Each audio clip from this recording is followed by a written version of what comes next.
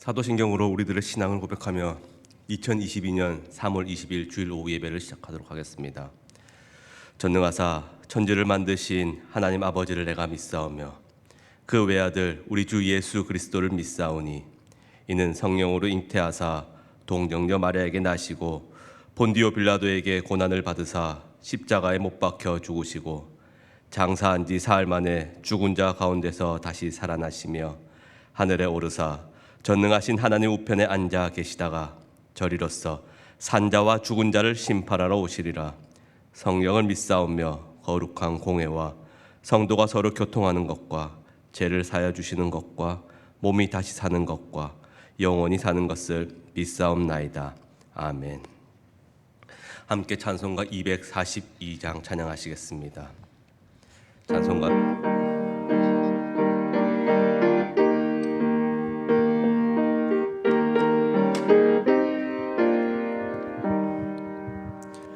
황무지가 장미꽃같이 피는 것을 볼 때에 구속함의 노래 부르며 거룩한 길 다니리. 거기 거룩한 그 길에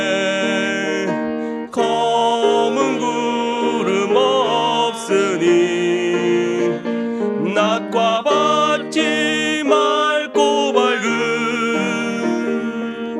거룩한 길 다니리. 하나님의 아름다운 강 그의 영광 볼 때에 모든 괴로움 잊어버리고 거룩한 길 다니리.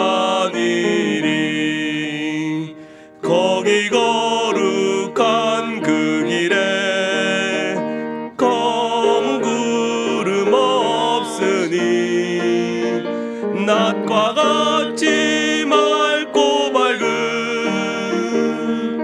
거룩한 길 다니리. 마른 땅에 샘물 터지고 사막에 물 흐를 때 기쁨으로 찬송 부르며 거룩한 길 다니리. 거기 거룩한 그 길에 검은 구름 없으니 낮과 같이 맑고 밝은 거룩한 길 다니리. 거기 악한 짐승 없으니 두려울 것 없겠네. 평안함과 즐거움으로 거룩한 길 다니리. 거기 거룩한 길에 구름 없으니 낮과 같이 맑고 밝은 거룩한 길 다니리. 거기 죄인 전혀 없으니 거룩한 자뿐이라. 주님 주신 면류관 안 쓰고 거룩한 길 다니리. 거기 거룩한 그 길에 검은 구름 없으니 낮과 같이 맑고 밝은 거룩한 길 다니리. 아멘. 오늘 함께 보실 말씀은 다니엘서입니다. 다니엘 7장입니다. 다니엘 7장 1절에서 14절까지 말씀입니다. 다니엘 7장 1절에서 14절까지 말씀입니다. 제가 가진 성경은 구약성경 1245페이지 정도에 있습니다. 다니엘 7장 1절에서 14절까지입니다. 찾으셨으면 함께 교독하시겠습니다. 바벨론 벨사살 왕 원년에 다니엘이 그의 침상에서 꿈을 꾸며 머릿속으로 환상을 받고 그 꿈을 기록하며 그 일의 대략을 진술하니라.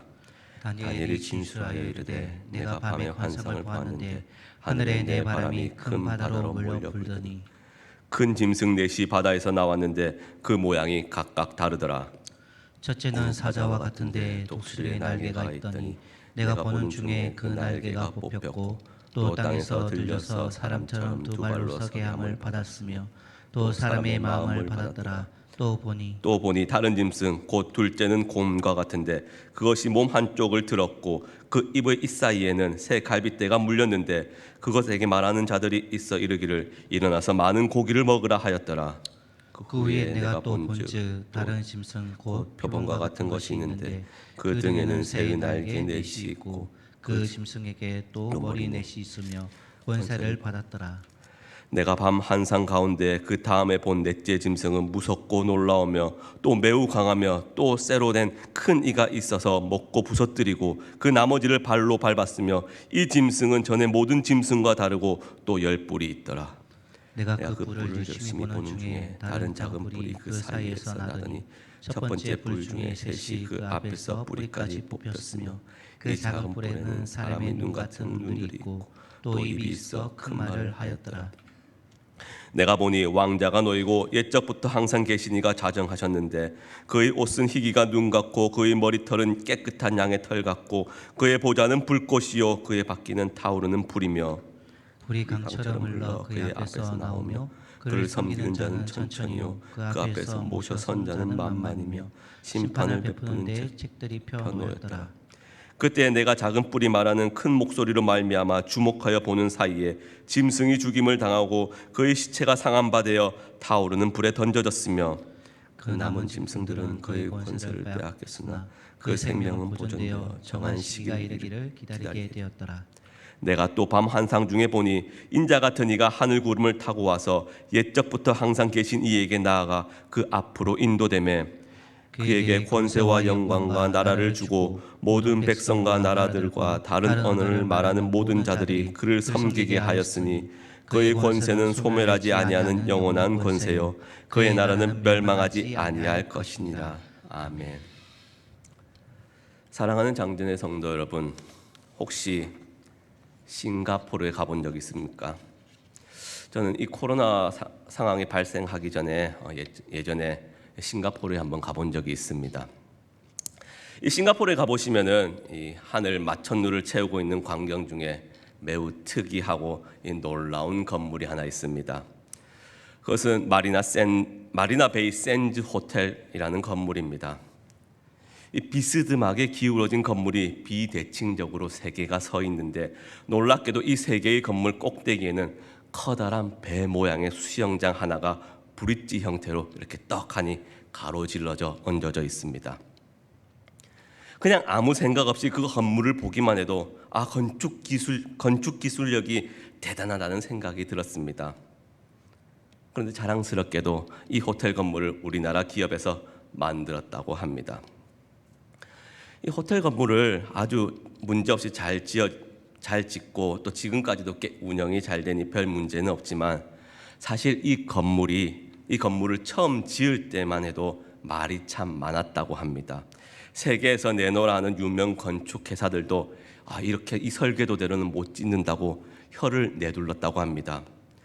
그것도 그럴 것이 이 건물 꼭대기에 올리는 그 배 모양의 그 브릿지는 최극상의 난이도라고 치더라도 그 아래 지탱하는 건물이 이 비스듬한 건물의 기울기가 무려 52도나 기울어져 있어서 그 상태로 기울어진 상태로 이 건물을 위로 기립시키는 것만 하더라도 쉽지 않았다고 합니다.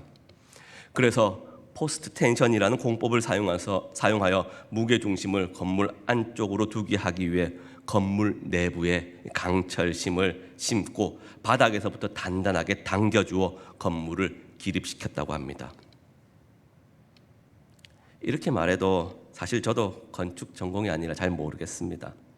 그냥 좀 이쁘고 고급스러운 건물을 지은 것 같은데 굳이 이 건물 건축 공법까지, 이 속사정까지 우리가 알아야 하는지 오히려 의문이 좀 드는 것 같습니다. 그저 우리는 어서 이 코로나 바이러스가 종식이 되어서 어느 좋은 여름 휴가 때 싱가포르에 가족과 함께 여행을 가서 그 꼭대기 수영장에서 멋진 광경을 바라보면서 수영을 즐기며 그 호텔을 누리기만 해도 괜찮을 것 같습니다. 충분할 것 같습니다. 그것이 이 건물의 참 목적입니다. 어쩌면 그것이 이 호텔 건물의 의도일 것입니다.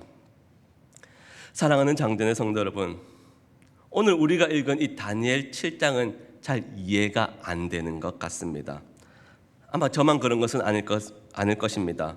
두 발로 걸어다니는 날개 달린 사자가 나오고, 또 곰은 새 갈빗대를 씹어먹고 있으며, 또 머리가 4개 달린 표범이 있는데 날개도 있습니다. 이 그림이 좀 많이 이상합니다. 거기에 마지막에는 아예 그 형상조차 가늠이 되지 않는 뿔괴물이 바다에서 등장하는 장면은 도무지 합리적으로, 논리적으로, 상식적으로 이해가 되지 않습니다. 그래서 많은 사람들은 이 다니엘서를, 특히 7장부터 이 다니엘서 후반부를 마치 퍼즐처럼 억지스럽게 짜맞추어가며 풀어내려고 많이들 노력을 합니다. 인터넷을 조금만 뒤져봐도 이 억지스럽다는 노력을 우리는 발견할 수 있습니다. 그 사자의 그 독수리 날개는 미합중국의 상징이 독수리이기 때문에 미국을 상징하고, 곰은 이 러시아의 마스코트가 곰이기 때문에 이 곰이 상징하는 나라는 러시아다, 이렇게 말하는 것입니다.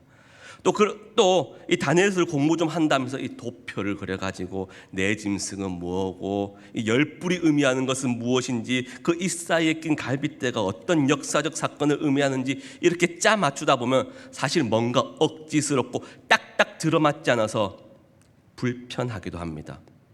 그럼에도 이런 식의 논리로 이리저리 자기의 주장을 짜 맞추어 이 다니엘서가 재단을 당하고 있는 실정입니다. 물론 이 내 짐승과 열뿔에 관한 이 환상이 특정한 나라와 어떤 역사적 사건을 의미하는 것은 분명 맞습니다. 이 다니엘서 7장 17절에 분명 그렇게 기록을 하고 있습니다. 그 내 큰 짐승은 세상에 일어날 내 왕이라.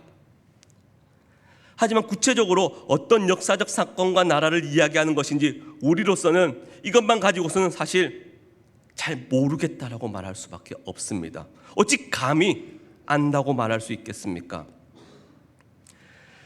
그래서 다니엘서 7장 이후를 아예 언급하지 않는 부류도 생겨났습니다. 그저 다니엘서를 처음에는 좀 힘들었으나 다니엘의 그 새 친구들처럼 하나님을 의지하고 살았더니 고난을 이겨내고 형통함이 찾아왔더란 식의 간증 수준의 진부한 이야기로 이 다니엘서를 격화시켜버리는 것입니다. 이러한 이들에 대해서 의문이 생기는 것입니다. 단순히 역사적 사실이 무엇인지 도표 그려가며 짜맞추기 위해서 한상을 보여준 것인지, 아니면 아예 7장 이유를 무시해서 다니엘서를 성공 간증서로 만들어버리는 것이 다 하나님이 우리에게 이 다니엘서를 주신 목적의 의도에 부합한 것인지 의문이 생기는 것입니다. 사랑하는 장제의 성도 여러분, 멋진 건물에서 즐거운 한때의 휴가를 보내는 것이 이 호텔 건물의 의도라고 하였습니다. 어떤 최첨단 공법을 사용하는지, 강철선에 그 얼마의 장력이 걸려 있는지, 건물의 무게 중심이 어디에 있는지 굳이 우리는 몰라도 건물의 목적에 부합한 모습을 보여주는 것은 아무런 어려움이 없다는 것입니다. 그런 관점에서 오늘 다니엘 7장을 접근해 보려고 합니다. 이 다니엘은 벨사살 왕 원년에 오늘 이 바다에서 올라오는 내 짐승의 환상을 보았습니다. 이 다니엘서에서는 왕이 꽤 여러 명이 나와서 좀 헷갈릴 수도 있을 것 같은데, 이 벨사살 왕이 누구냐 하면은 예루살렘 성전에서 탈취해온 그 그릇들로 귀족 1000명을 불러 모아놓고 그 잔치를 벌이다가 손가락이 나타나 메네메네 대겔 우발르신이라고 쓰자 그걸 보고 얼굴빛이 변하고 생각이 번민하고 넓적다리 마디가 녹는 듯하고 무릎이 벌벌 떨며 두려움에 떨었던 바로 그 왕입니다. 기억나실 것입니다. 그리고 역사적으로 이 벨사살 왕 원년은 대략 주전 553년 또는 550년 경으로 추정을 한다고 합니다. 이건 벨사살 왕이 공식적으로 바벨론의 왕이 아니라 아버지 나보니두스 왕으로부터 이 내정 위임을 받았기 때문에 그 시기가 조금 애매하다고 합니다. 553년이든 550년이든 여튼 이때 이 바벨론에 살고 있던 유대인들은 주전 586년 예루살렘 함락 이후에 그래도 최소한 한 30년 이상은 지난 시점입니다. 최소 30년 이상은 지금 포로살이를 하고 있는 현실이라는 것입니다. 유대인들이 최소 30년은 고난을 겪었다는 이야기입니다. 그리고 지금 이 다니엘이 이 환상을 받을 그때 그 당시 물론 그 사람들은 알지는 못했겠지만 이 벨사살 왕은 이 바벨론의 마지막 왕입니다. 그리고 아주 혹독한 왕입니다. 5장에서 보셨지 않습니까? 성 밖에서는 지금 전쟁을 하고 있는 그 와중에도 귀족들 불러 모아놓고 부어라 마셔라 하는 그런 악한 왕입니다. 이때 다니엘이 환상을 본 것이 벨사살 왕 원년이었다는 말은 지금까지 30년간 고난을 겪었지만 앞으로 더 큰 고난과 더 큰 순환이, 더 큰 학대가 어쩌면 기다리고 있다. 이것을 우리는 알 수 있습니다. 유대인들에겐 최악의 상황인 것입니다. 이러한 때 하나님께서는 다니엘에게 환상을 보여주셨습니다. 다니엘서를 아주 어렵게 만드는 그 내용들 말입니다. 앞서 말씀드린 그 이상한 4마리의 짐승, 그거 하나하나 뜯어보며 무엇을 의미하는지 살펴보면 다니엘서 정말 어렵습니다. 7장 후반부에서 천사가 그 환상을 해석해주며 내 짐승은 내 나라를 의미하고 10뿔은 10왕을 의미한다고 이렇게 가리킨다고 이야기합니다. 이 정도가 아닐까 싶습니다. 당시 이 계시를 받은 다니엘이나 이 계시의 글을 읽고 있는 이때의 그 유대인들도 아무래도 정확한 해석을 하기는 어려웠을 것입니다. 지금 우리가 읽어도 이미 지나간 그 왕들을 이야기하는 것인지 아직 오지 않은 그 나라를 이야기하는 것인지 도대체 그 10왕은 누구를 가리키는 것인지 그 마지막 작은 뿔을 의미하는 그 고약한 왕은 누구인지 확실하게 도통 모르겠습니다. 무슨 계시의 비밀을 풀었다고 주장하는 사람들은 도대체 뭘 알아낸 건지 정말 궁금합니다. 이 네 나라의 정체가 무엇인지는 정말 역사적으로도 수많은 의견들이 제시되었습니다. 중세 유대인들은 이 4번째 짐승을 로마로 대표되는 이 로마 카톨릭이라고 주장을 하기도 하였으며, 루터와 같은 사람들은 이 당시 유럽의 세계를 위협하던 이 이슬람의 투르크 제국이라고 보기도 하였답니다. 어쩌면 이 글을 읽고 있는 사람들마다 다 다르게 현재 자신의 처지를 위협하는 그 상대방을 정죄하는 도구로 어쩌면 다니엘서가 소비되고 있는 건지도 모르겠습니다. 이것은 아니지 않습니까? 하지만 다행스럽게도 이 환상 가운데 우리가 확실히 알 수 있는 것이 있습니다. 벨사살 왕의 통치가 더해가면 더해갈수록, 시간이 지나면 지나갈수록 이 유대인들의 삶이 좋아지는 것이 아니라 갈수록 험해지고 이 나라들은 갈수록 강해지고 악해진다는 것입니다. 사자였다가 곰이었다가 표범으로 흉폭한 넷째 짐승으로. 사랑하는 장로의 성도 여러분, 이제 얼마 있지 않아 곧 새로운 대통령이 취임을 할 것입니다. 정권 교체라고들 이야기합니다. 그리고 정권이 교체되면 우리는 기대를 합니다. 대통령이 바뀌고 정책이 새롭게 되면 얼어붙은 경제가 좀 나아지려나, 좀 달라지려나 그런 기대를 합니다. 우리의 삶이 정권 교체로 인해 윤택해지지는 않을까 하는 희망을 품습니다. 그렇지만 또 사실 우리는 압니다. 우리의 삶이 그렇게 획기적으로 달라지지 않을 것입니다. 그래도 뭔가 희망을 품고 조금이라도 나아질 것을 기대하며 살아가야 그나마 견딜 힘이 생기는 것이지 않습니까? 다만 지금보다는 조금이라도 더 나아질 것이라는 희망을 가지고 살아야지만 힘이 있을 텐데, 사실 실상은 나아지는 경우보다는 더 힘들어지는 경우가 많습니다. 그래서 바벨론의 바벨론에서 포로 생활을 하는 유대인들에게 이 환상은 그리 좋은 소식은 아닙니다. 힘이 빠지고 두려운 소식이 될 수 있다는 것입니다. 느부갓네살에게 나라를 빼앗기고 이 포로 생활을 시작한 지 30년 이상이나 지났건만 그들의 고토로 돌아가기를 고대하고 살아왔건만 그런데 그들의 삶은 점점 더 험해질 것이라는 이야기입니다. 내일이 오늘보다 나을 것이라는 기대가 있어야 하루하루를 견딜 수 있는데 나아지지 않고 더 힘들어지기만 한다면 무슨 희망으로 세상을 산단 말입니까? 그렇지 않습니까? 지금 이 땅에 그 어떤 나라가 오더라도 좋아지지 않는다, 아무런 소망이 없다, 이 모습을 우리에게 보여주는 것입니다. 그런데 다니엘은 동시에 또 다른 환상을 보았습니다. 그것은 9절부터 등장하는 옛적부터 항상 계신 이가 보좌에 앉아있는 환상입니다. 전에도 계셨고 이제도 계시는 영원토록 계시는 하나님께서 창조주로서 지금 이 순간까지 심판주로서 순결하고 영광스러워서 양의 털 같으며 동시에 그 타오르는 불꽃 같은 그분이 이 세상을 심판하는 모습을 본 것입니다. 그리고 다니엘은 그 환상 가운데 인자 같은 이를 봅니다. 이 인자 같은 이가 옛적부터 항상 계신 이에게 나아가 그 앞으로 인도됨에 모든 백성과 나라들과 다른 언어를 말하는 모든 자들이 그를 섬기게 되고 그 인자 같은 이에게 영원한 권세가 주어집니다. 우리는 이 귀한 사복음서를 가지고 있으며 이 신약의 시대를 살아가기 때문에 이 인자 같은 이가 예수 그리스도를 이야기한다는 것은 어렵지 않게 압니다. 하지만 이 다니엘은 이 인자 같은 이를 환상으로 눈앞으로 보고도 그가 누구인지 전혀 몰랐을 것입니다. 13절과 14절입니다.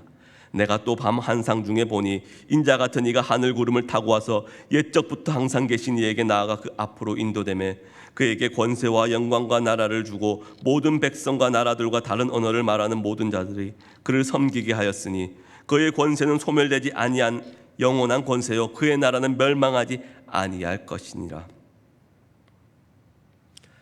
그런데 이 다니엘이 본 이 환상과 아주 흡사한 모습을 우리는 신약에서 발견할 수 있습니다. 그것은 요한계시록입니다. 잘 아시다시피 요한계시록에는 7교회의 모습들이 등장을 합니다.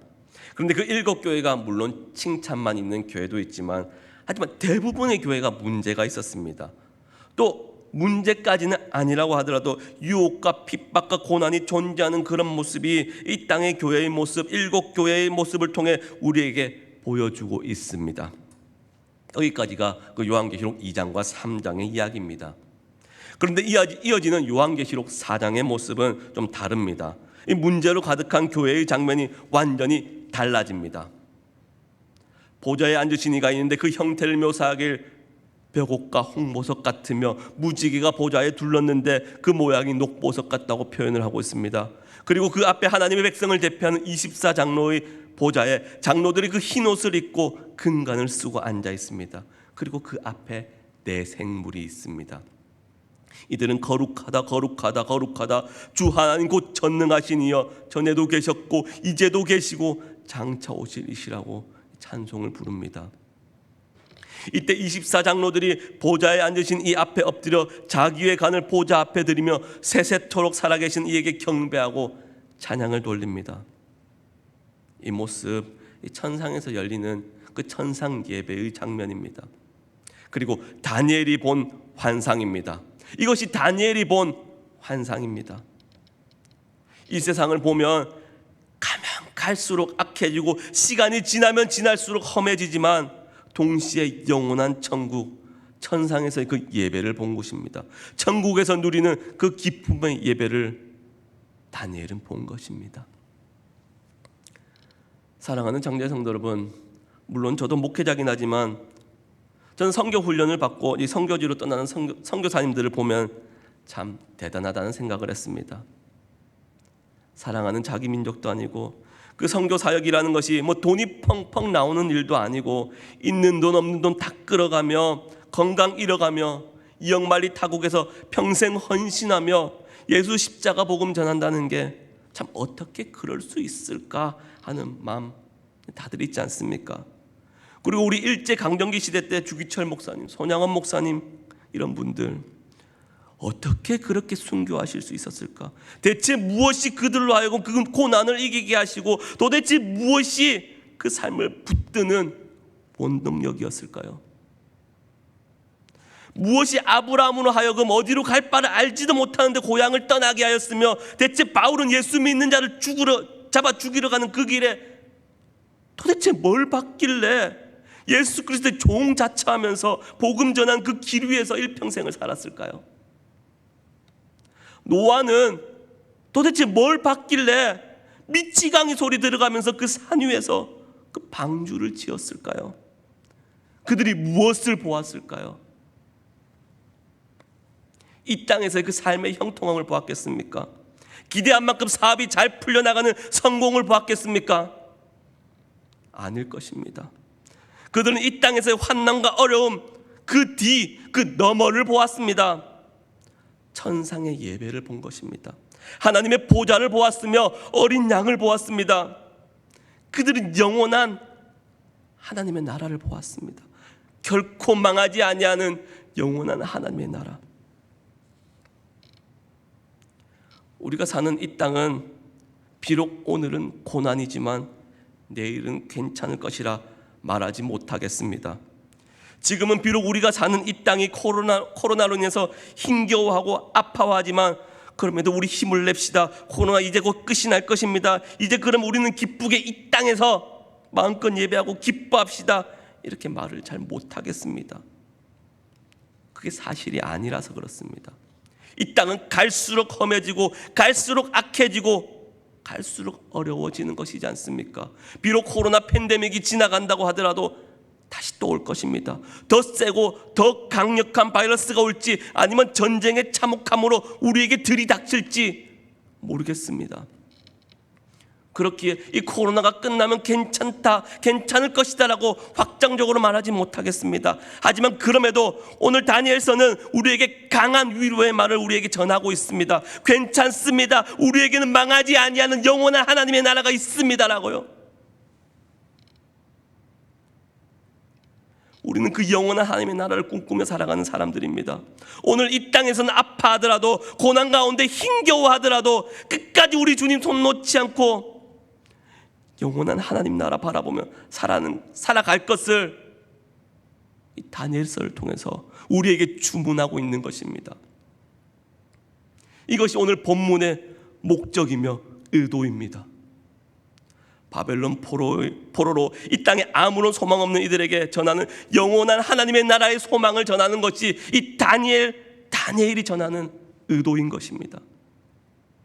그렇기에 우리가 주목해야 할 것이 그 내짐승이 뭐다, 그 열뿔이 뭐다, 그거 의미하는 거 도표 짜맞춰가면서 그거 할 필요 없습니다. 우리가 바라봐야 할 것은 천상의 예배, 이 땅에서 모든 괴로움과 수고를 뛰어넘어 우리가 평생 드려야 할 저 영원한 하나님의 나라에서 드려질 그 천상의 예배, 그 다니엘이 본 그 모습을, 그 환상을 저와 여러분도 보기를 소망하는 것입니다. 그리고 그 천상의 예배에 매료되어서 그 나라 꿈꾸며 그 나라 주목하면서 살아가는 저와 여러분 되기를 소망합니다. 이 시간 함께 기도하겠습니다. 사랑하는 하나님, 감사합니다. 하나님, 우리는 이 땅에서 참 많은 것을 기대하며 살아갑니다. 어제보다 더 나은 오늘을 기대하며 헛된 희망을 품고 그렇게 살아갑니다. 하지만 성경은 이 땅의 소망은 덧없는 것이며 갈수록 험해지고 갈수록 악해지는 것임을 우리에게 말해주고 있습니다. 하나님, 그렇지만 우리는 이 땅에 소망 없음을 보며 또한 동시에 천국을 바라보게 해주셔서 감사합니다. 이 고난과 괴로움 너머에 영원한 하나님의 나라를 꿈꾸며 살아갈 수 있도록 우리에게 은혜 베풀어 주심이 너무나 감사합니다. 영원한 하나님의 나라를 꿈꾸며 이 땅에 헛된 소망을 지울 수 있음이 감사합니다. 영원한 저 천국 소망하며 믿음으로 고난의 길 묵묵히 걸어가게 동행하여 주심이 참으로 감사합니다. 물론 때때로 우리의 상황이 힘겹고 버겁기도 합니다. 현실의 고난 가운데 흔들리기도 합니다. 하나님, 그렇지만 우리를 불쌍히 여겨주셔서 강권적으로 우리를 붙들어 주시고 영원한 하나님의 나라의 소망이 우리의 심령에 강력하게 뿌리내릴 수 있도록 역사하여 주시옵소서. 영원한 하나님 나라를 소망하며 예수 그리스도의 이름으로 기도드립니다. 아멘. 지금은 우리 주 예수 그리스도의 은혜와 하나님의 크고 놀라우신 사랑과 성령님의 충만하신 역사하심이 오늘 이 땅에서의 삶이 힘겹고 고난과 수고로움으로 가득할지라도 망하지 아니하는 영원한 하나님의 나라를 꿈꾸고 소망하는 사랑하는 주의 백성들 머리 위에와 천상의 예배의 기쁨을 함께 나누기 위해 이영만리 타국에서 삶 바쳐 목숨 자는 선교사님들과 한 영혼 붙들고 죽게 부르짖는 사역자들 위해 그들의 교회 위에 지금부터 영원토록 함께하기를 우리 구주 예수 그리스도 이름 받들어 축원하옵나이다. 아멘.